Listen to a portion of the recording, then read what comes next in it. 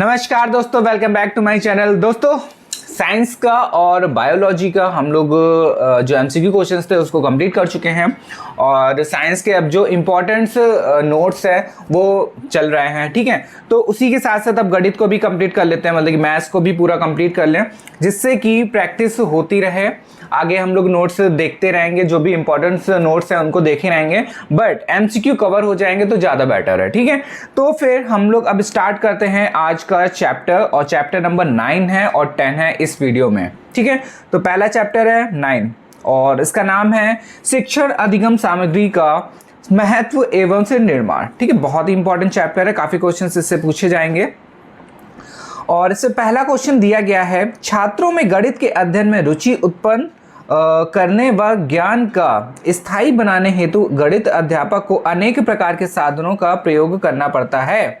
अतः वे साधन जो अध्यापक की उद्देश्य पूर्ति में सहायक होते हैं क्या कहलाते हैं। ठीक है, तो ऑप्शन इस पे दिया गया है सहायक साधन, या फिर शिक्षण सामग्री, या फिर श्रदृश्य सामग्री, या फिर ये सभी। तो इसका आंसर हो जाएगा ये सभी। ठीक है, तो देखिए जैसे मैंने बताया कि अगर जैसे कि अभी जो भी लोग अभी जिनका कंप्लीट नहीं है ज़्यादा, तो सबसे सही है कि एमसीक्यू आप लोग देख लीजिए, फिर थ्योरी उसकी देख लीजिए। ठीक है, तो एमसीक्यू से ही अगर आप लोग उसी के टॉपिक्स को कवर कर लेंगे तो भी आप लोग का काफ़ी तैयार हो जाएगा। ठीक है, ये जो एमसीक्यू क्वेश्चन हैं इन्हीं के जो टॉपिक्स हैं उन्हीं को बस आप कवर कर लीजिए। ठीक है, फिर इसके बाद क्वेश्चन नंबर 2 है, निम्न कथन किससे संबंधित है। ऐसे समस्त सामग्री जो कक्षा में या किसी शिक्षण परिस्थिति में लिखित या मौखिक शब्दों को समझने में सहायक सिद्ध होती है, श्रवदर्शी सामग्री कहलाती है। बताइए ये किसने बोला है, डेंट से या फिर बर्टन से या सूरी से या स्किनर से। तो इसका आंसर हो जाएगा ए ऑप्शन, डेंट से। ठीक है, और फिर है क्वेश्चन नंबर 3, इसमें दिया गया निम्न में श्रवदृश्य सामग्री की आवश्यकता नहीं है। ऑप्शन, इसके द्वारा छात्रों में रुचि उत्पन्न होती है या फिर इनके द्वारा इनके प्रयोग से मौखिक कार्य तथा अर्थहीन शब्दों का प्रयोग अधिक होता है, या फिर इसके प्रयोग से मौखिक कार्य तथा अर्थहीन शब्दों का प्रयोग कम होता है, या फिर यह सीखने का अत्यधिक सरल तरीका है। तो इसका ऑप्शन हो जाएगा बी ऑप्शन। ठीक है, तो बी ऑप्शन इसका है। और फिर नेक्स्ट क्वेश्चन है, श्रवदृश्य सामग्री को कितने समूह में वर्गीकृत किया गया है। तो ऑप्शन दिया गया 3, 2 या फिर 4 या फिर 5। श्रवदृश्य सामग्री को कितने समूहों में वर्गीकृत किया गया है। तो इसका आंसर हो जाएगा ए ऑप्शन 3। फिर है, निम्न में श्रव्य सामग्री नहीं है, रेडियो, ग्रामोफोन, चार्ट या फिर टेप रिकॉर्डर।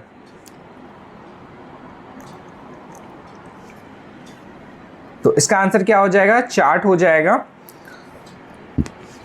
और क्वेश्चन नंबर 6 देखते हैं। क्वेश्चन नंबर 6 में बोला गया निम्न में दृश्य सामग्री नहीं है। ठीक है, ऑप्शन है मॉडल, ग्रामोफोन, स्लाइडर या फिर चार्ट। तो इसका आंसर क्या हो जाएगा, C option, sorry B option हो जाएगा, ग्रामोफोन हो जाएगा। फिर से देख लेते हैं।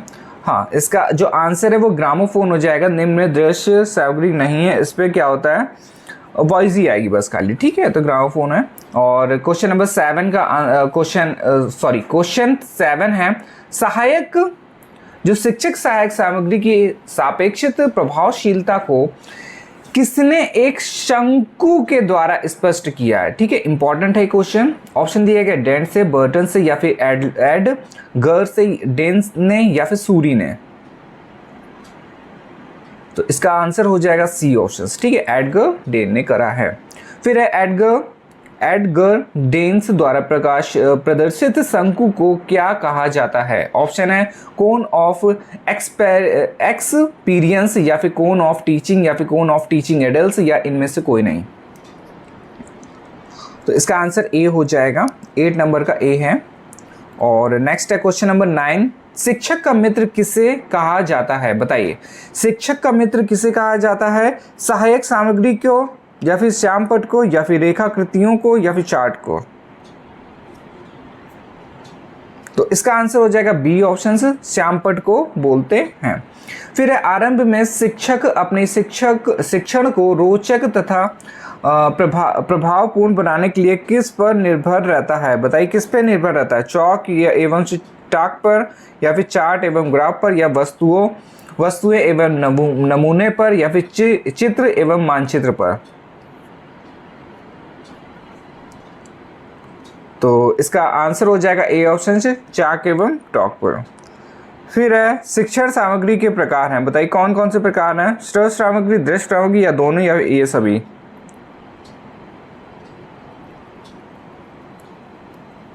तो इसका आंसर हो जाएगा डी ऑप्शन से, ये सभी। ठीक है। फिर है क्वेश्चन नंबर 12 और इसमें दिया गया निम्न में श्यामपट्ट का प्रयोग गणित में किसके लिए किया जा सकता है? ऑप्शन चार्ट, ग्राफ तथा सारणी के लिए, रेखाकृतियां बनाने के लिए, या फिर नियम, सूत्र, सिद्धांत या प्रमेय को सिद्ध करने के लिए, या फिर उपयुक्त सभी के लिए? तो इसका आंसर देखिए हो जाएगा सीधे सीधे सभी चीज़ें जो है ब्लैक बोर्ड उस पर यूज़ करना ही पड़ेगा, तो डी ऑप्शन हो जाएगा। और फिर क्वेश्चन नंबर 13 है निम्न में श्रव्य दृश्य सामग्री नहीं है, बताइए कौन सी नहीं है? कक्षा कक्ष फिल्म, या फिर औद्योगिक फिल्म, या फिर समाचार संबंधी फिल्म, या फिर ग्रामोफोन? तो इसका आंसर क्या हो जाएगा? डी ऑप्शन हो जाएगा, ग्रामोफोन। फिर है क्वेश्चन नंबर 14, इस पे दिया गया निम्न कथन किससे संबंधित है? श्रव्य दृश्य सामग्री वह संवेदीय पदार्थ या काल्पनिक वस्तुएं हैं जो अधिगम को प्रारंभ एवं से प्रेरित करती है तथा उसे पूर्ण बलन से प्रदान करती है। ऑप्शन डेंट से, बर्टन से, या फिर कोचर से, या फिर स्किनर से? तो इसका आंसर क्या हो जाएगा? बर्टन से। फिर एक कक्षा में जब अध्यापक श्यामपट्ट पर लिखते हैं तो उनकी पीठ कक्षा की तरफ हो जाती है, इस कारण शिक्षक छात्र संप्रेषण से प्रभावशीलता कम हो जाती है। इस समस्या के निवारण के लिए किस उपकरण का प्रयोग किया जाता है? बताइए ओवरहेड प्रोजेक्टर, या फिर चलचित्र, या फिर बुलेटिन बोर्ड, या फिर श्यामपट्ट? तो इसका आंसर हो जाएगा ओवरहेड प्रोजेक्टर। ठीक है, इंपॉर्टेंट ये वाला क्वेश्चन पूछा जा सकता है ये। और फिर इसके बाद को हम लोग देखेंगे चैप्टर नंबर 10 के एमसीक्यूज, और चैप्टर नंबर 10 का नाम है पाठ्यक्रम, अर्थ, अवधारणा एवं पाठ्यक्रम से निर्माण के सिद्धांत। ठीक है, तो पहला क्वेश्चन इस पे दिया गया, वह कौन सी पद्धति है जो सरल से कठिन की ओर तथा पूर्ण से अंश की ओर शिक्षण सूत्रों पर आधारित है? पहला दिया गया है ऑप्शन उप विषय पद्धति, या फिर सकेंद्रित पद्धति, या फिर प्रासंगिक पद्धति, या इनमें से कोई नहीं?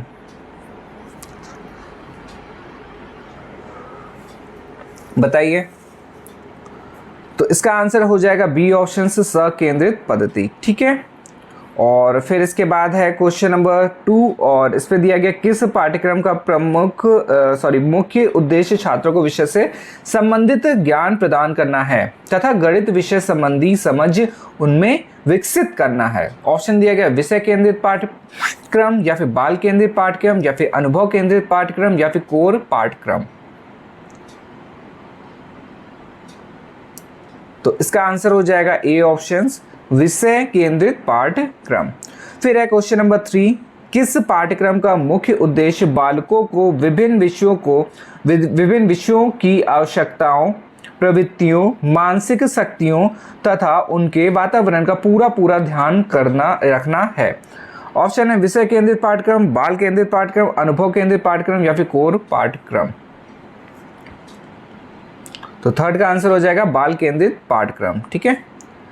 और फिर इसके बाद क्वेश्चन नंबर 4 है, इस पे दिया गया है जब कक्षा में अध्यापक की दृष्टि से विषय वस्तु को व्यवस्थित करके शिक्षण किया जाता है तो उसे क्या कहते हैं? ऑप्शन पाठ्यचर्या,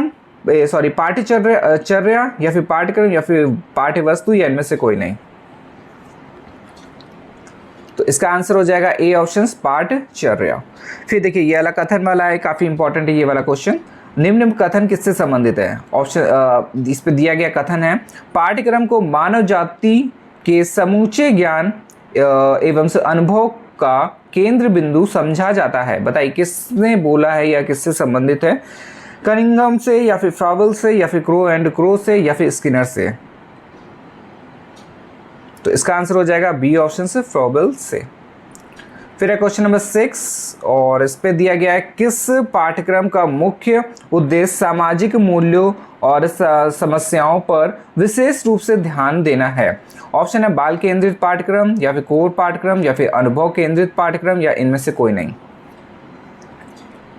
तो इसका आंसर हो जाएगा बी ऑप्शन। ठीक है, तो देखिए अब जो इंपॉर्टेंट पॉइंट्स मैं बोल रहा था वो एक बार देख लीजिए। एक तो ये कोर पाठ्यक्रम हो गया। ठीक है, अब देखिए ऊपर साइड भी कुछ पाठ्यक्रम थे उनको देख लीजिएगा। एक तो विषय केंद्रित पाठ्यक्रम देख लीजिएगा, बाल केंद्रित पाठ्यक्रम हो गया, अनुभव केंद्रित पाठ्यक्रम हो गया और कोर केंद्रित मतलब कोर पाठ्यक्रम हो गया। ठीक है, तो इसको एक बार रीड कर लीजिएगा तो कम से कम इस पे कंफ्यूजन नहीं होगी। ठीक है, तो क्योंकि सेंटेंसेस पे आ रहे हैं तो ये काफ़ी इंपॉर्टेंट रहेंगे। और फिर इसके बाद क्वेश्चन नंबर हम लोग देख रहे थे 7th हो जाएगा, निम्न में गणित पाठ्यक्रम की विशेषताएं बताइए। क्या विशेषताएं हैं? शिक्षा की प्रक्रिया को व्यवस्थित करने में सहायक है या फिर समय एवं से परिश्रम का दुरुपयोग या फिर मूल्यांकन में सहायक ना होना या इनमें से कोई नहीं। तो इसका आंसर ए हो जाएगा, शिक्षा की प्रक्रिया को व्यवस्थित करने में सहायक। फिर है क्वेश्चन नंबर 8 और इसमें है किस पाठ्यक्रम को क्रिया केंद्रित तथा शिल्प कला केंद्रित पाठ्यक्रम भी कहते हैं। बताइए किसको बोलते हैं? ऑप्शन दिया गया कोर पाठ्यक्रम या फिर अनुभव केंद्रित पाठ्यक्रम या फिर विषय प्रधान पाठ्यक्रम या इनमें से कोई नहीं। तो इसका आंसर हो जाएगा अनुभव केंद्रित पाठ्यक्रम। फिर है निम्न में पाठ्यक्रम निर्माण के सिद्धांत है। ऑप्शन सामाजिक एवं सांस्कृतिक मूल्यों का सिद्धांत या फिर उच्च कक्षाओं की आवश्यकता पूर्ति का सिद्धांत या फिर उपयोगिता का सिद्धांत या फिर उपयुक्त सभी।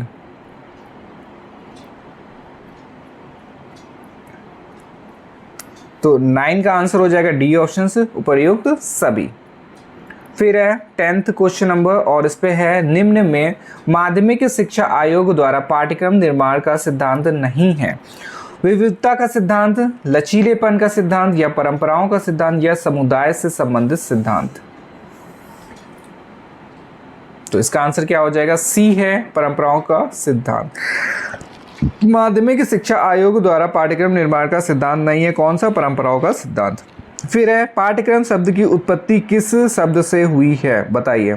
देखिए ये ऐसे क्वेश्चंस मैंने पहले ही बोला था कि एक बार आप लोग नोट डाउन कर लिए। छोटे छोटे क्वेश्चन देखिए बहुत आएंगे, क्योंकि अब ऐसे क्वेश्चन से आप मान के चले कि कम से कम आपका कवर कर लेगा 40 से 50%। ठीक है, छोटे छोटे क्वेश्चन जो छोटे छोटे है तो सिंगल लाइन वाले, और बाकी तो फिर है ही, फिर ज़्यादा से ज़्यादा पढ़ना ही पड़ेगा वो। और इसका जो ऑप्शन है क्यूरेरे दौड़ का मैदान या फिर सेलर या फिर क्यूरी। तो इसका आंसर हो जाएगा ए ऑप्शन, ए ऑप्शन क्यूरेरे। फिर क्यूरेरे शब्द जो किस भाषा का है? देखिए इस पे पूछा है क्या है कि ये शब्द किस भाषा का है, तो ग्रीक, यूनानी या फिर लैटिन या इनमें से कोई नहीं। तो इसका आंसर क्या हो जाएगा? सी ऑप्शन, लैटिन का है ये। और अब इसी का इस शब्द का अर्थ क्या होता है? ठीक है, तो देखो 3-4 क्वेश्चन लाइन से लगे हैं, तो ये टॉपिक भी काफ़ी इंपॉर्टेंट है। एक बार रफली आप लोग देख लीजिएगा जरूर से कि जितने भी इंपॉर्टेंट टॉपिक्स मतलब कि जितने, ये समझ लिए कि जो भी एमसीक्यू मैं करवा रहा हूँ उसी से रिलेटेड आप लोग अगर थ्योरी पढ़ लेंगे तो काफ़ी कुछ कवर हो जाएगा। ठीक है, तो अब बताइए इसका अर्थ क्या है? घास का मैदान या फिर दौड़ का मैदान या फिर हरा मैदान या इनमें से कोई नहीं।